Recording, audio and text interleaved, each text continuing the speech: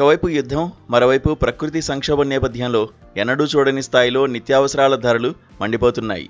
El Niño వాతావరణ మార్పుల కారణంగా వర్షాభావ పరిస్థితులు తలెత్తి భారత్ సహా వియత్నాం, ఇండోనేషియా, ఫిలిప్పీన్స్ వంటి ఆసియా పసిఫిక్ దేశాల్లో ఆహార వస్తువుల ధరలు పెరిగే అవకాశముందని పలు నివేదికలు హెచ్చరించాయి. ఈ ఏడాది ఆగస్టు, అక్టోబర్లో ఎల్నినో పరిస్థితులు మరింత తీవ్రమై ప్రపంచవ్యాప్తంగా సాధారణం కంటే ఎక్కువ ఉష్ణోగ్రతలు, అనావృష్టికి దారితీయొచ్చని ఇటీవల ప్రపంచ వాతావరణ సంస్థ WMO నివేదిక వెల్లడించింది.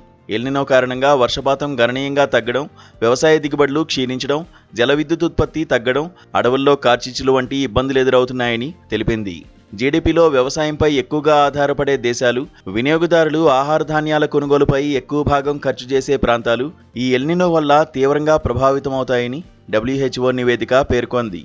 ఈ క్రమంలోనే భారత్ సహా వియత్నాం, ఇండోనేషియా, ఫిలిప్పీన్స్ వంటి ఆసియా పసిఫిక్ దేశాల్లో ఆహార వస్తువుల ధరలు పెరిగే అవకాశముందని S&P గ్లోబల్ రేటింగ్స్ హెచ్చరించింది.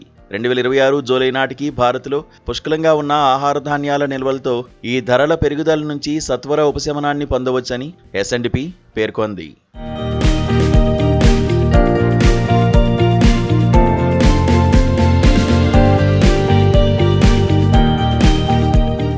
మరోవైపు నైరుతి రుతుపవనాలు అసమానంగా ఉండడం, ఎల్నినో పరిస్థితులతో గ్రామీణ ప్రాంతాల డిమాండ్, వ్యవసాయానికి కొంతమేర ముప్పు ఉందని గత వారం ద్రవ్య పరపతి సమీక్షలో RBI పేర్కొంది. ప్రభుత్వం చేపడుతున్న ముందస్తు చర్యలు, బియ్యం, గోధుమల నిల్వల సాయంతో దేశంలో ఇంధన, ఆహార ధరలను నియంత్రణలోనే ఉంచవచ్చని అభిప్రాయపడింది. పెరుగుతున్న ముడి సరుకుల ధరలు, భౌగోళిక రాజకీయ అనిశ్చితులు ఉత్పత్తుల తయారీ వ్యయాన్ని పెంచుతున్నాయని FMCG కంపెనీలు ఆందోళన వ్యక్తం చేస్తున్నాయి.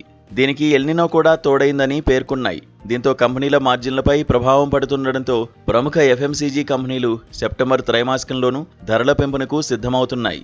ఈ క్రమంలోనే బ్రిటానియా, HUL, గోద్రేజ్ వంటి కంపెనీలు ఇప్పటికే జూన్ త్రైమాసికంలో కొన్ని ఉత్పత్తుల బరువు తగ్గించగా మరికొన్ని ఉత్పత్తుల ధరలను పెంచాయి. అంతర్జాతీయంగా ఇంకా అనిశ్చితి కొనసాగుతుండటంతో ప్రస్తుత త్రైమాసికంలోనూ ఆయా కంపెనీలు తమ ఉత్పత్తుల ధరలను 2 నుంచి 5% మేర పెంచే అవకాశం ఉన్నట్లు తెలుస్తోంది.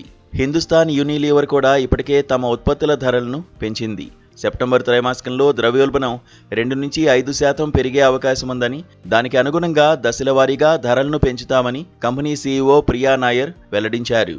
ఇదే విధంగా టాటా కన్జ్యూమర్, నెస్లే కూడా తమ ఉత్పత్తుల ధరలు పెంచేందుకు సిద్ధంగా ఉన్నట్లు ప్రకటించాయి.